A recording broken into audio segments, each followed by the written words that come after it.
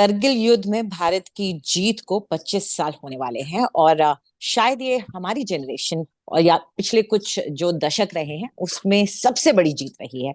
और यही वजह है कि गौरव सावंत जो कि वहां मौजूद रहे इस पूरी लड़ाई के दौरान एक बार फिर से वहां लौटे हैं। और इस वक्त वो लद्दाख में ही मौजूद हैं। उनकी सही जगह सटीक जगह उन्हीं से जानते हैं। पहले तो यही बताइए कि गौरव आप कहाँ हैं और अब 25 साल बाद वहां लौट करके क्या देख रहे हैं। इस समय मैं द्रास वॉर मेमोरियल में हूं। ये कारगिल वॉर मेमोरियल है जो द्रास में है। और ये देश में कुछ लोगों के लिए संभवतः पर्यटन स्थल हो सकता है, लेकिन अगर जो लोग हैं जिन्होंने वीरों का वो बलिदान देखा था, इन्हीं ऊंचाइयों पर ठीक मेरे पीछे ये तोलोलिंग की पहाड़ी है। और इसी तोलोलिंग पर 12 जून की रात भारतीय सेना को पहली जीत मिली थी। लेकिन यहां तक पाकिस्तान की सेना आ चुकी थी 1999 में। तो हम लोगों के लिए ये पर्यटन का स्थल नहीं है, ये असल में एक देव स्थल है। यहाँ पर उन 527 वीरों के नाम अंकित हैं जिन्होंने कारगिल की उस लड़ाई में अपने प्राणों का सर्वोच्च बलिदान दिया। उन्होंने देश को, सेना को अपने से, अपने परिवारों से, अपने इष्ट मित्रों से ज्यादा महत्वपूर्ण माना। और इसी पहाड़ियों पर, इन्हीं पहाड़ियों पर से पाकिस्तानियों को खदेड़ कर नियंत्रण रेखा के उस पार किया। तो हम लोग उस देवस्थल पर इस समय पहुंचे हैं, अंजलि। जी गौरव, अब मैं एक उस रिपोर्टर से बात करना चाहूंगी, वो रिपोर्टर जो उस वक्त भी वहां मौजूद था, आज भी मौजूद है। यानी कि मैं आपको ही अपने पास्ट में ले जाना चाहूंगी। आप वहां पर 3 महीने तक लगभग मौजूद रहे। जो वॉर था वो 2 महीने का था। तो क्या वजह थी आप वहां पहुंचे, कैसे आपको यह खबर मिली और वहां कैसे पहुंचे, ये हमें थोड़ा समझाएं। अगर मैं आपको थोड़ा इतिहास में लेकर चलूं, तो फरवरी 1999 में भारत और पाकिस्तान के प्रधानमंत्री, यानी उस समय भारत के प्रधानमंत्री अटल बिहारी वाजपेयी थे और पाकिस्तान के प्रधानमंत्री उस समय नवाज शरीफ थे। तो उनके बीच एक समझौता हुआ लाहौर में। अटल बिहारी वाजपेयी बकायदा लाहौर बस में बैठकर गए थे और बड़ा पैगाम मोहब्बत कहा जा रहा था कि भारत और पाकिस्तान के बीच मित्रता बढ़ेगी, एक एक नया युग शुरू हो रहा है मित्रता का। लेकिन जब भारत के प्रधानमंत्री जा रहे थे उस बस में दोस्ती का हाथ लेकर, तो पाकिस्तान की सेना घुसपैठ कर रही थी इन्हीं ऊंचाइयों पर। 150 किलोमीटर लंबे इलाके में लगभग 10 से 25 किलोमीटर वो अंदर आ रहे थे हमारे देश के अंदर। और मई के महीने में भारी बमबारी शुरू हो गई। ये जो सड़क यहां से गुजरती है, श्रीनगर से लेह की सड़क, वहां पर भारी बमबारी हो रही थी। यहां से कुछ आगे जगह है काक्सर, वहां पर लेफ्टिनेंट सौरभ कालिया का पेट्रोल, 5 जवानों का, 4th battalion the Jat regiment, वो पेट्रोल मिसिंग हो गया था। 9 मई को हमारा एम्यूनिशन डंप एक्सप्लोड कर गया था। तो दोस्ती की बात एक तरफ हो रही है और बमबारी बढ़ रही है। तो मेरे संपादक ने कहा उस समय कि बिल्कुल अभी जाओ और देखो वहां क्या हो रहा है। जितनी जल्दी समझ हो आए, हो सकता है हफ्ते भर में सब ठीक हो जाए, लेकिन ग्राउंड जीरो पर होना चाहिए। और इसीलिए ऑपरेशन विजय के डिक्लेरेशन से पहले ही मैं यहाँ पहुंच चुका था, कारगिल और द्रास में। जब आप वहां पहुंचे तो नजारा क्या था और आपके अंदर आपको क्या महसूस हो रहा था। जब हम लोग यहाँ पहुंचे तो यहाँ पर जितनी चोटियां हैं, यानी टाइगर हिल बिल्कुल मेरे एक बगल है। यहाँ पर टाइगर हिल है और हम आपको ये दिखाने का प्रयास भी करेंगे। ये टाइगर हिल है। हम आपको टाइगर हिल दिखाने का प्रयास कर रहे हैं। ये तोलोलिंग है। ये 4875 की पहाड़ियां हैं। ये मैं आपको दिखाने की कोशिश करता हूँ, ये सारी पहाड़ियां। ये देखिए, ये जी। टाइगर हिल है, ये तोलोलिंग है, ये हम्म। 5140 उसके पीछे है, ये भारत का झंडा है। यहाँ अभी जहां हम खड़े हो रहे हैं, यहाँ उस समय असंभव था खड़े होना। आप बिल्कुल नहीं खड़े हो सकते थे क्योंकि भारी बमबारी हो रही थी पाकिस्तान की तरफ से। तो उस भारी बमबारी की वजह से यहाँ पर इस हाईवे पर कोई आ नहीं सकता था। तो जो सड़क यहाँ जा रही है, रोज इस पे बम गिर रहे थे। भारी बमबारी यहाँ हो रही थी, सेना के कॉन्वॉय टारगेट हो रहे थे, हम जिस सिविल गाड़ी में आए थे वो गाड़ी टारगेट हुई। तो यहाँ पर जो ब्रिगेड हेडक्वार्टर्स था, हम वहां गए तो वहां पर उन्होंने कहा कि आप अभी यहाँ मत आइए, हमको नहीं मालूम आप पत्रकार हैं या दुश्मन के आदमी हो सकते हैं, क्योंकि जो सेंट्री था उन्होंने कहा आप कल हम्म। सवेरे आइएगा। तो वो रात हम आगे नहीं जा पाए। तो यहाँ पर जो द्रास का पुलिस स्टेशन है, द्रास के पुलिस स्टेशन के बंकर में भारी बमबारी में वहां के एसएचओ के साथ उस समय हम लोगों ने रात गुजारी। वहां 8 पुलिसकर्मी उस बंकर में थे और वहीं पर हम रहे। और जब अगले दिन सवेरे बाहर निकल कर आए तो गाड़ी के शीशे पर एक तो बहुत बर्फ जमी हुई थी और जबरदस्त क्रैक्स थे सब शीशों पर, क्योंकि उस पर बहुत ज्यादा श्रैपनल गिरा हुआ था। तो रात वहां पर मुश्किल से गुजरी, लेकिन उसके आगे के जो दिन रहे वो तो और मुश्किल से गुजरे। खासतौर पे भारतीय सेना, भारतीय फोर्सेस जो थी, तीनों ही आर्म्स, माफ कीजिएगा, दोनों ही आर्म्स के लिए वहां पर काफी दिक्कत हुई। तो क्या हुआ ऐसा जो कि वहां पे बहुत पिवटल रहा? शुरू में यहाँ पर जब सेना की टुकड़ियां आ रही थी काउंटर टेरर ऑपरेशन ग्रिड से, यहाँ पर बहुत हाड़ कपाने वाली सर्दी थी। उनके पास वो उचित कपड़े नहीं थे एक्सट्रीम हाई ऑल्टीट्यूड के लिए, पहली बात।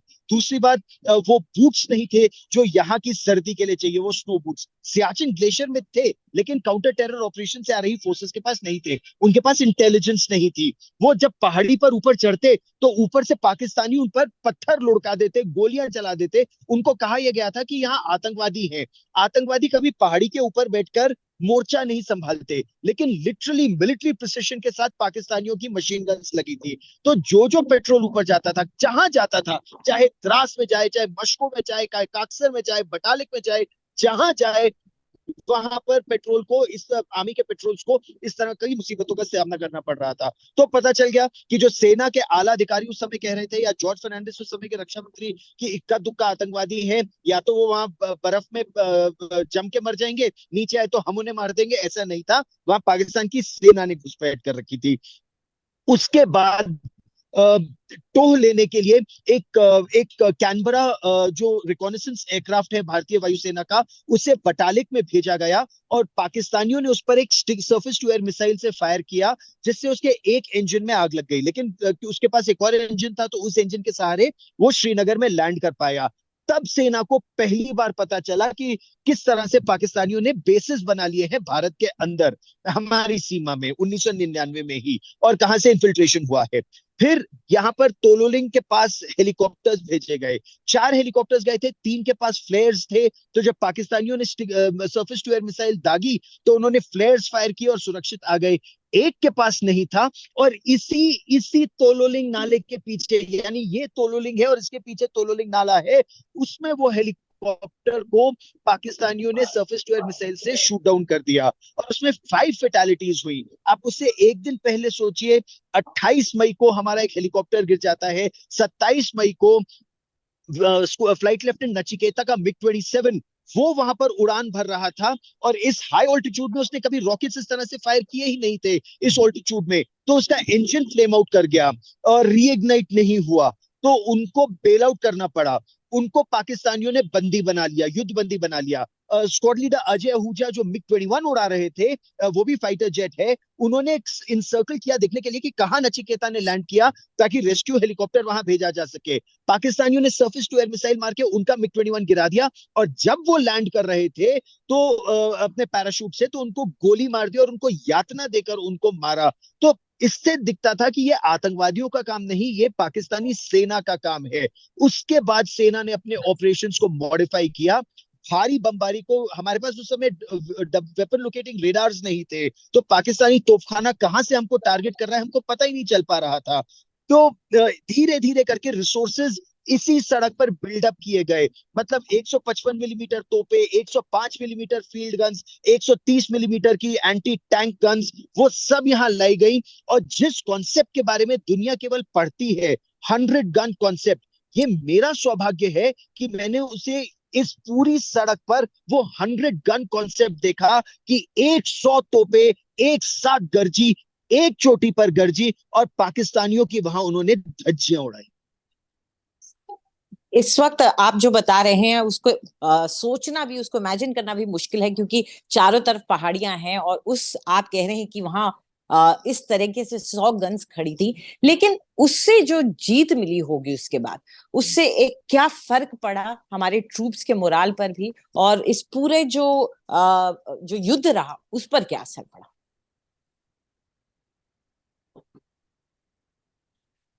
तो ये जो मैंने आपको बताया, 12 जून की रात एक बहुत जबरदस्त ऑपरेशन को अंजाम दिया गया, तोलोलिंग का वो ऑपरेशन था। उससे पहले जितने ऑपरेशन लिए गए वो बहुत सफल नहीं हो पाए थे। 12 जून की रात two Raj Rif, second battalion the Rajputana rifles, और उनका जय घोष है बोल राजा रामचंद्र की जय।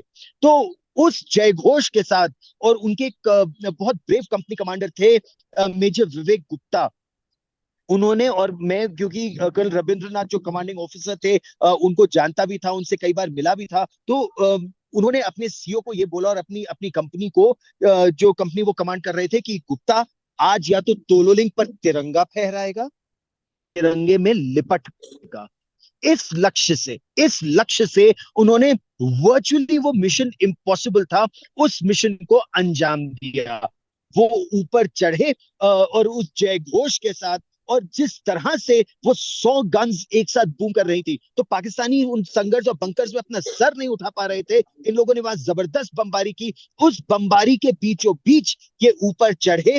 तोलोलिंग में 12 जून और 13 जून की सुबह, 12 जून की रात और 13 जून की सुबह वो पहली जीत मिली। और जब ये खबर हम लोगों ने पूरे देश को दी कि हमको पहली जीत मिली है, बड़ी जीत मिली है, तो बहुत हर्ष, बहुत उल्लास पूरे देश में था। और सेना में तो इतना जोश था कि जितनी सेना उस समय तक यहाँ इकट्ठा हो गई थी, वो बस चढ़ जाना चाहते थे अगली पोस्ट पर जा जाके, जैसे 5140 हो या 4875 हो या टाइगर हिल हो, पूरा नाले तक पहुंच जाना चाहते थे। और दे जस्ट वांटेड टू, बस वहां पहुंच के पाकिस्तानियों को खदेड़ दे, ये उनके मन में जोश था। जितना मुश्किल वहां पर सेना को ये अ, इस जीत को पाना था, उतना ही मुश्किल इस जीत की खबर को लोगों तक पहुंचाना भी रहा होगा। लेकिन आप भी इसमें कार्यरत रहे, आप भी डटे रहे, तो किस मुश्किलों के साथ आप ये खबरें लोगों तक पहुंचाते थे, दिल्ली तक पहुंचाते थे, देश के कोने कोने तक पहुंचाते थे? वैसे वो एक ऐसा जमाना था जब मोबाइल फोन्स और इस तरह की टेक्नोलॉजी नहीं थी, सैटेलाइट टेलीविजन नहीं था।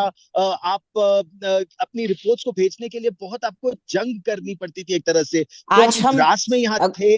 गौरव, आज हम दोनों जी, एक एक फोन पे बैठ करके इस रिपोर्टिंग को कर पा रहे हैं, और उस समय आपको कितनी मुश्किल हो पाई?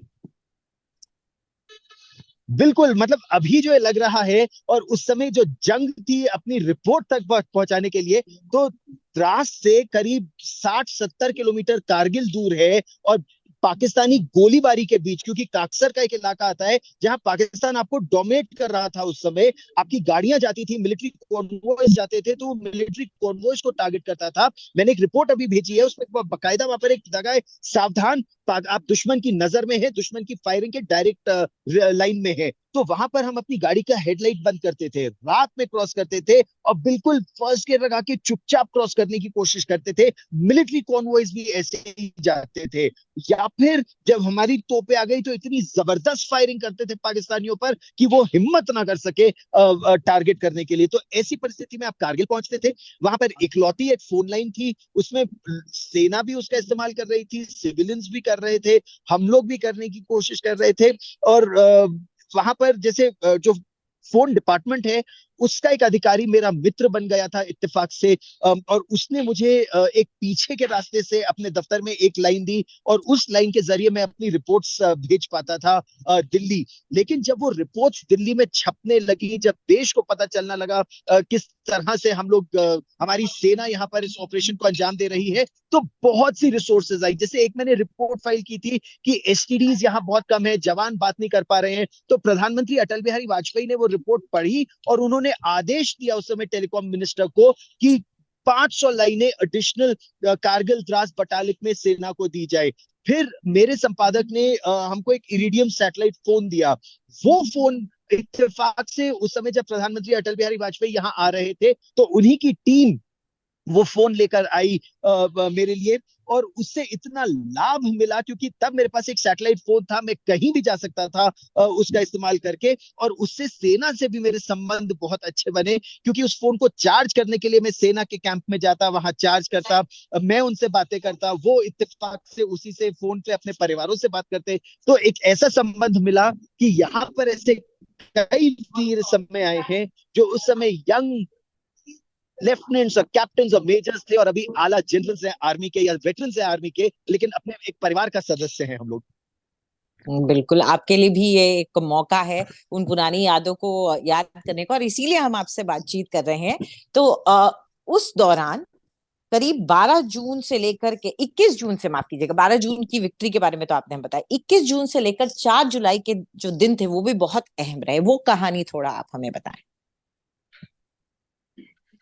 तो जब एक बार जीत मिल गई, तो जिस बटालियन को जीत मिली, लेकिन वो जीत it came at a very high cost, क्योंकि हमारे कई वीरों ने अपने प्राणों का सर्वोच्च बलिदान दिया था, कई घायल हो गए थे। तो उसके बाद उनको रेस्ट एंड रिक्यूपरेशन के लिए नीचे लाया गया, और जो फ्रेश बटालियंस थी, फ्रेश ब्लड आया था, उनको ऊपर भेजा गया। और ये मिलिट्री टैक्टिक्स भी बहुत अच्छी है। तो इत्तेफाक से उसी समय लेफ्टिनेंट कर्नल वाई के जोशी 13 जैकरेफ के commanding officer, officiating commanding officer थे। उनसे मेरी मुलाकात हुई। कैप्टन विक्रम बत्रा, पूरे देश ने उनको जाना कि ये दिल मांगे मोर, जिस समय उन्होंने शेरशाह नाम से 5140 पर फतेह हासिल की, किस तरह से उस ऑपरेशन को अंजाम दिया गया। तो ये सब जब प्लानिंग स्टेजेस में भी था ना, तो हम लोग इन ऑपरेशंस के बारे में हमको थोड़ी थोड़ी जानकारी मिलती रहती थी, उनसे बात होती रहती थी। और इतने सधे हुए तरीके से, मतलब अगर कभी आपने एक बार बात की, कभी मन निराश होता था, तो अगर कभी मन निराश भी होता था ना, तो जो पलटन का आरटी रिलीजियस टीचर होता था, तो वो जब नई तोपें आई यहाँ पर 155 मिलीमीटर, तो बकायदा तोपों का भी तिलक किया गया, हवन हुआ, और आरटी ने श्रीमद् भगवत गीता की वो पंक्तियां सुनाई, और कि हथोवा प्राप्यसी स्वर्गम जित्वा व भुक्षसी महीम तस्माद उत्तिष्ठ कौन्तेय युद्धाय कृत निश्चय, कि अगर युद्ध में वीर गति को प्राप्त होते हैं तो स्वर्ग मिलेगा, अगर जीत जाते हैं तो पृथ्वी रूपी इस स्वर्ग का हम भोग करेंगे। इसीलिए हे कुंती पुत्र, निश्चय करो और युद्ध करो। ये बात 1999 में जवानों के मन में वो जोश भर देती थी, और एक तरह से ये सभी के लिए उनके जीवन का एक आदर्श वाक्य, एक मूल मंत्र बन गया, और उसी जोश के साथ ऑपरेशंस को अंजाम दिया गया। जब कैप्टन विक्रम बत्रा ने 5140 को कैप्चर किया, वो भी दुतरफा ऑपरेशन, अगेन जबरदस्त आर्टिलरी का इस्तेमाल किया गया। जहां हम खड़े हैं इस समय, यहीं पर ब्रिगेड ऑल उस समय ब्रिगेड कमांडर थे, वो डायरेक्ट फायरिंग मोड में 155 मिलीमीटर तोप का इस्तेमाल कर रहे थे। यानी तोप हाउइट्जर जैसा आप जानती भी है, वो इस तरह से शेल फायर करता है, पैराबोला में इस तरह से एक आर्क बनाते हुए गोला जाता है। लेकिन ये पहली बार था जब सीधा एक गोली की तरह बोफोर्स का गोला 155 मिलीमीटर का सीधा चोटियों पर वार कर रहा था, और उसका मतलब तहस नहस कर देता था वो पूरी तरह से दुश्मन के बंकर और संगड़ को और उनके मोराल को। तो इस तरह से उन ऑपरेशंस को अंजाम दिया गया। फिर जब ये जीत कर योद्धा नीचे आते थे, तो जो जोश पूरी पलटन में होता था, वो देखते ही बनता था। जो जश्न वहां मनाया जाता था, जो परिवारों से वहां बात होती थी, तो ये देखते ही उस समय ये माहौल वहां पर बहुत जबरदस्त रहता था, और ये बाकी बटालियंस को इंस्पायर करता था कि वो भी कुछ कर दिखाए। तो 5140 को जीता, फिर नॉल को जीता, फिर थ्री पिंपल को जीता, और उसको जब आप जीतते जीतते आगे गए, तो एक बड़े ऑपरेशन को अंजाम दिया गया, और वो टाइगर हिल का ऑपरेशन था। उसके लिए एक और ब्रिगेड यहाँ पर आई। 8 सिख और 18 ग्रेनेडियर्स ने एक बार फिर एक ऑपरेशन को अंजाम दिया। कर्नल कुशाल ठाकुर जो कमांडिंग ऑफिसर थे 18 ग्रेनेडियर्स के, उनके साथ मेरे बहुत अच्छे संबंध थे। बहुत अच्छी तरह वो हम लोग, हमारे पास खाने की कोई जगह नहीं थी, यहाँ कोई ढाबा नहीं था, कोई रेस्टोरेंट नहीं था, आप कहीं नहीं खा सकते थे। तो जो लंगर में बनता था, जो सिपाही खाते थे, वही हम खाते थे। जहां वो सोते थे इसी घास पर, एक चटाई बिछाकर या एक ब्लैंकेट बिछाकर, वहीं उन्हीं के एक्स्ट्रा कंबल लेकर या स्लीपिंग बैग लेकर उन्हीं टेंट्स में हम भी सो जाया करते थे। इस तरह वो 2.5 महीने बीते। तो जब ऑपरेशंस को अंजाम दे रहे थे वो, तो हमको भी पता चलता था, लेकिन हमको मालूम था ये लिखना नहीं है कि अब ये ऑपरेशन होगा। लेकिन जब आरटी पर वायरलेस पर खबर आती थी कि अब यहाँ पहुंच गए, अब इस मुश्किल को भी इससे पार पा गए, या फिर उन वीरों ने, ये अंजलि ऐसी वीरता की दास्तान है कि हमारे वीर वो आगे बढ़ना चाहते थे, लेकिन दुश्मन का एनिमी फायर आ रहा था आर्टिलरी का, तो उनको डाउन करने के लिए हमारे वीर कहते थे कि हमारे ही ऊपर आप आर्टिलरी फायर कर दो, हम किसी तरह बच के फिर भी ऊपर चढ़ेंगे, लेकिन दुश्मन तो अपना सिर डाउन करेगा, वो तो अपने बंकर में घुसेगा। तो आप ये सोचिए कि देश का ये के लिए जज्बा कि अपनी जान न केवल दुश्मन की गोलियां, दुश्मन के गोलों से खतरे में थी, अपनी आर्टिलरी से भी खतरे में रहकर ये लोग चार्ज करते थे लिटरली। जिस तरह हम charge of the light brigade पढ़ते हैं, उससे ज्यादा वीरता चार्ज हमारे इन वीरों की थी, जिस तरह से टाइगर हिल को जीता। और उसके बाद पाकिस्तान का मनोबल पूरी तरह से टूट गया टाइगर हिल के बाद। और नवाज शरीफ भागे भागे अमेरिका गए कि किसी तरह से सीज फायर करा दो। मुशर्रफ भी समझ गए थे कि उनका ऑपरेशन पूरी तरह से फेल हो गया है, और वो किसी तरह अपनी इज्जत बचाना चाहते थे। ना अपने सिपाही बचा पाए, ना अपनी इज्जत बचा पाए, और कश्मीर कॉज हमेशा के लिए हार गए।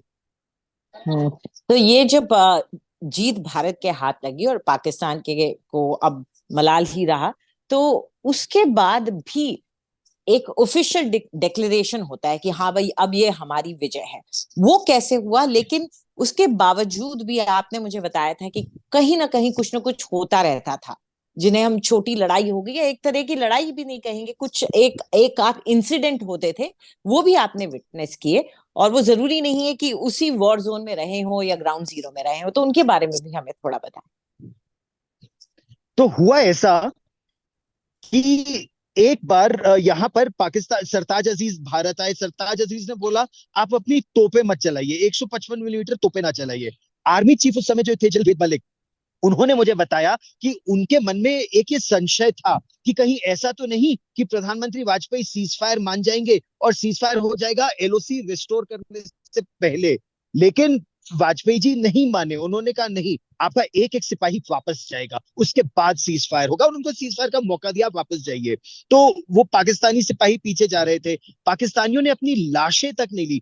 पाकिस्तान में भी जो उनके जो पंजाबी मुसलमान सिपाही थे ना, या मुसलमान अफसर थे, पंजाबी मुसलमान, उन या किसी आईएफएस अफसर का, मतलब पाकिस्तान फॉरेन सर्विस अफसर का बेटा, किसी बड़े नेता का बेटा, अगर उसकी बॉडी होनी थी, तो पाकिस्तान हमसे, इंडिया को बोलता था कि प्लीज फला अफसर यहाँ मारा गया है, उसकी बॉडी आपने दफनाई है, उसकी बॉडी हमें दे दीजिए। और ये मैंने रिपोर्ट भी किया था उस समय कि सियाचिन ग्लेशियर के पास उनका एक कैप्टन मारा गया था, तो लंदन में उन्होंने हमारे हाई कमिश्नर को कांटेक्ट किया कि यहाँ यहाँ वो बॉडी दफनाई गई है, प्लीज वो बॉडी हमें दे दीजिए, वो एक बहुत बड़े आदमी के बेटे की बॉडी है। लेकिन जो नॉर्दर्न लाइट इन्फेंट्री के कई सौ पाकिस्तानी सिपाही मारे गए, पाकिस्तान ने वो बॉडीज नहीं ली। इन्हीं पहाड़ियों पर उन बॉडीज को पूरे मुसलमानों के सम्मानों के साथ, जो उनकी रीति रिवाज होते हैं, इस्लामिक रीति रिवाजों के साथ, मौलवी को हेलीकॉप्टर से वहां ले जाया गया। लेफ्टिनेंट जनरल वाई के जोशी खुद वहां खड़े रहे, और उन्होंने उन बॉडीज को, वहां पाकिस्तानी बॉडीज को दफनाया। लेकिन सीज फायर हो गया, 26 जुलाई को भारत ने विक्ट्री डिक्लेयर कर दी। लेकिन पाकिस्तान की घुसपैठ अलग अलग इलाकों में कम नहीं हुई। और बहुत एक महत्वपूर्ण बात है, अगस्त के महीने में पाकिस्तान नेवी का एक मैरिटाइम रिकॉनेसेंस एयरक्राफ्ट एटलांटिक, उसने गुजरात की सीमा में नलिया के पास हमारे इलाके में घुसपैठ की। भारतीय वायुसेना के मन में वो रोष था, जिस तरह से हमारा हेलीकॉप्टर यहाँ तोलोलिंग के ऊपर गिराया गया था, जिस तरह स्क्वाड लीडर अजय आहूजा को मारा गया था, और जैसे ही पाकिस्तान के विमान ने इन्फिल्ट्रेट किया हमारे इलाके में, स्क्वाड लीडर बुंदेला उस समय मिग 21 उड़ा रहे थे, नलिया एयरबेस से उन्होंने टेक ऑफ किया। एयर मार्शल कृष्ण स्वामी उस समय स्वैक साउथ वेस्टर्न एयर कमांड के चीफ थे, उन्होंने आदेश दिया ब्रिंग दैट एयरक्राफ्ट डाउन, कि वो हमारे इलाके में घुसा कैसे। और उन्होंने अपना मिग 21 स्क्वाड लीडर बुंदेला ने उड़ाया।